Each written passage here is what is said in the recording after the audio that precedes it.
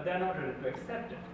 Per se, I don't have a problem with anyone treating their sexuality in a incidental way, that the sexuality is not a defining part of their character.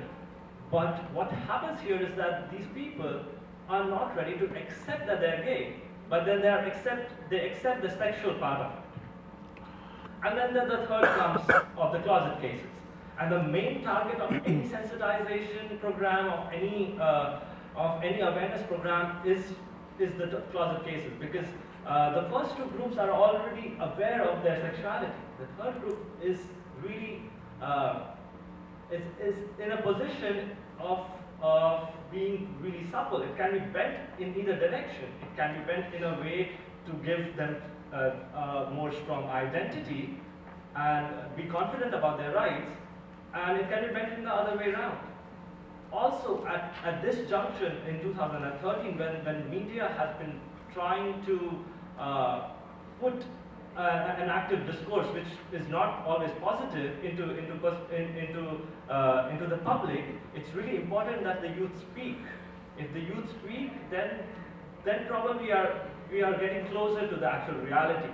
Otherwise, it's all about sensationalization. It's all about hysteria, because these things are.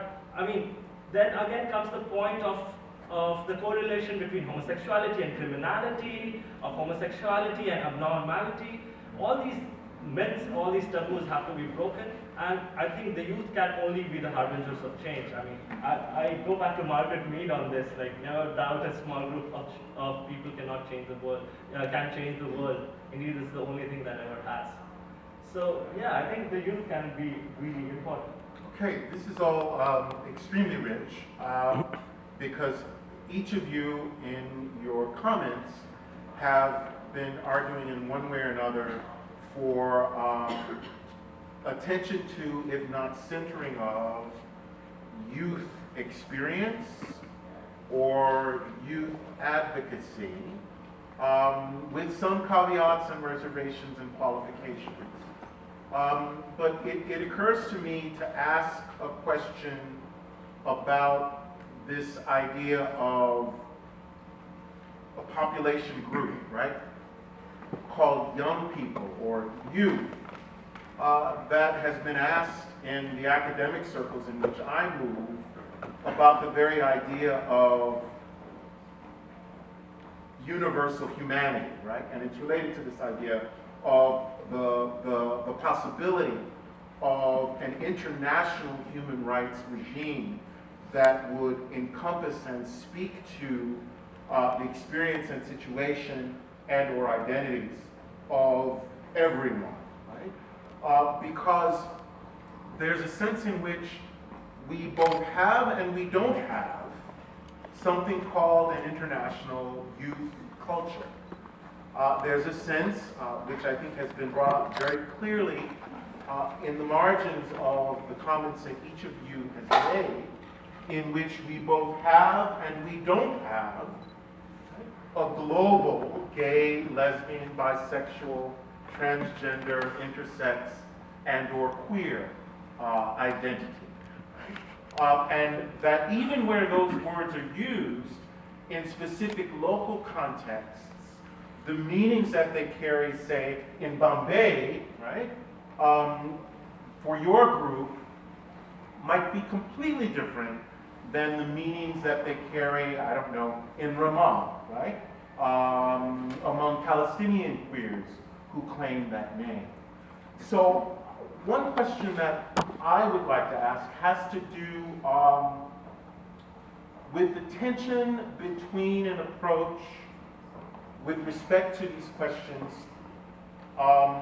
whether we're talking about youth experience or youth advocacy, that focuses on identity, right, versus one that is, for lack of a better term, action-based. And let me try to be more specific. In one of the slides that Elisa and Florian put up in their introduction, they describe as the priority of the German youth delegation in the work that they were doing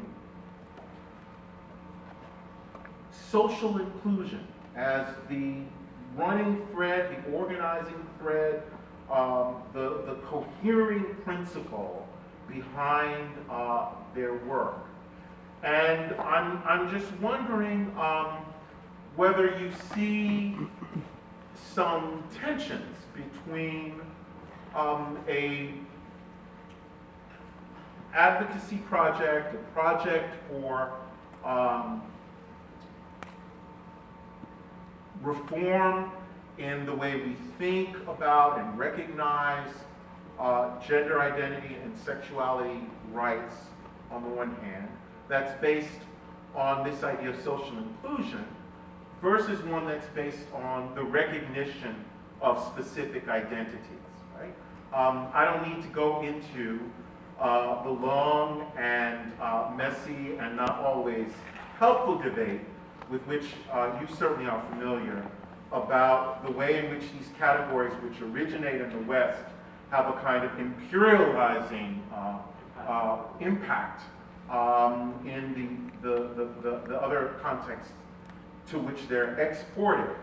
But it does seem to me that this question about the tensions between people's lived experience and the identities that are often exported to describe those experiences may have some bearing, particularly when we're talking about youth, which is a category that is so fluid and which is dynamic, not fixed, and which in its essence is the quintessential social category that centers development, right? Ongoing development, change, and transformation. What about this tension between an experiential social inclusion versus an identitarian approach to these questions, particularly as they bear on the rights of youth? Well, that's a question that I grappled with for a long time, and that animates both my academic and activist work. So I'm very pleased to have an opportunity to answer it, but I suspect I would take too long, because really, so perhaps I could just talk about one anecdote that to me perhaps illustrates that, and it's drawn from my research in South Africa. And there's a very similar argument there, although within a domestic context. And the argument goes something like this, is that there's a constitution in place that provides protection, that it only provides protection for certain groups of people, namely those who self-identify as LGBT, or those who are middle class and can access the courts and the protections provided by the courts. So I set out to do research in rural areas in which there was no formal organization or sense of claiming a specific identity. And in the back of my mind is the question is, does the Constitution have any meaning to people who are not self-identifying as gay necessarily, and who don't have access, because they don't have resources, to the formal workings of the legal system?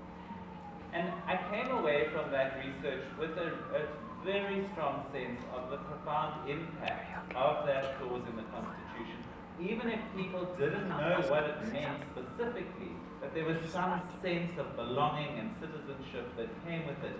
And the other thing was people's extraordinary agency in knowing how to use certain things. How do you gain access, say for instance, just to resources by claiming a particular kind of identity, like a gay identity. So I think the export model, there is an element, to that, but it does also rob people of their own agency in discerning and seeing what it is, taking what they want, rejecting what they don't. And a parallel might be even with kind of the export of Christianity around the colonial period and the emergence of African independent churches that vigorously include traditional aspects and Christian aspects. They make of something and make it indigenous, right? And I think we see that very much with LGBT issues. Now, having said that, both the law and these identities are blunt instruments, right? And they're sort of necessary.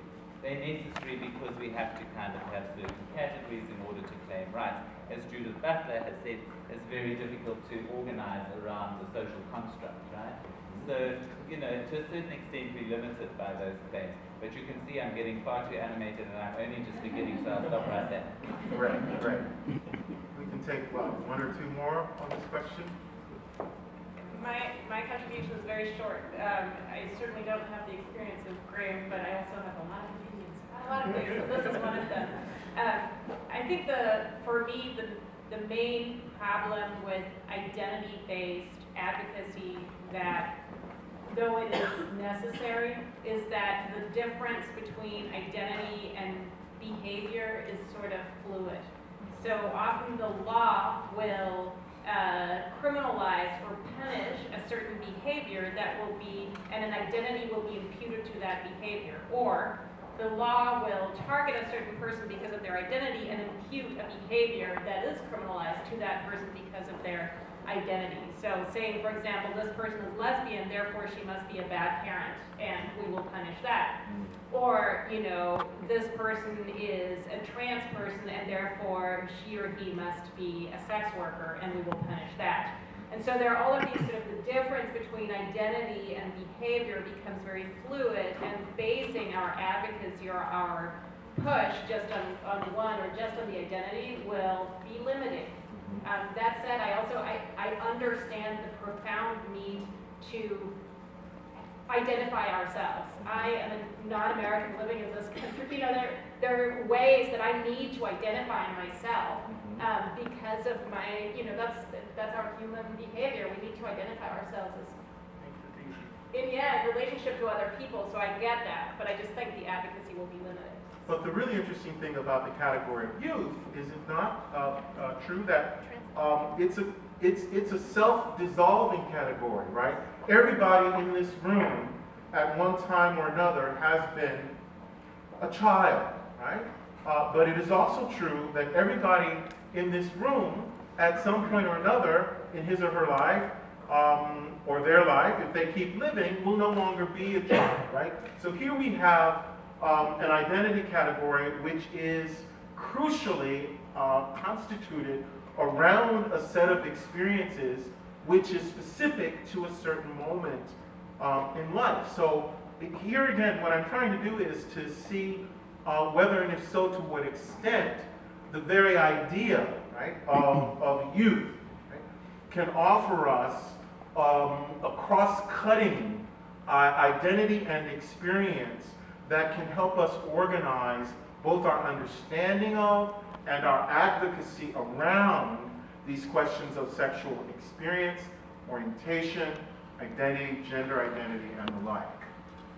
Yeah, you know, I actually think what's very interesting is to look across a range of institutions and to see that what is defined as young people varies tremendously. So you have the Convention on the Rights of the Child that defines child as anybody under the age of 18. Which the U.S. has not ratified. Which the U.S. has not ratified, though many countries define age of majority much younger than that, which ends up being a particular problem for young women who get married off against their will, but because their country doesn't consider them children anymore, they have no access to any protection. But you know, so that's 18. Of course, somewhere else it's up to 25. I've seen some places where young people are defined as up to 35. So, I mean, clearly there's a lot of fluidity there. But I wanted to say something else.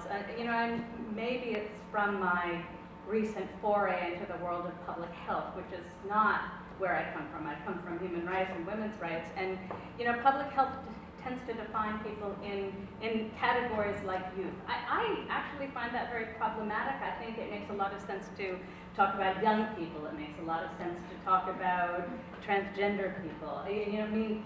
Because when you do that, you open the category up. You're talking about people who are in some moment, in some category, living in some kind of way that also recognizes the fluidity, and it's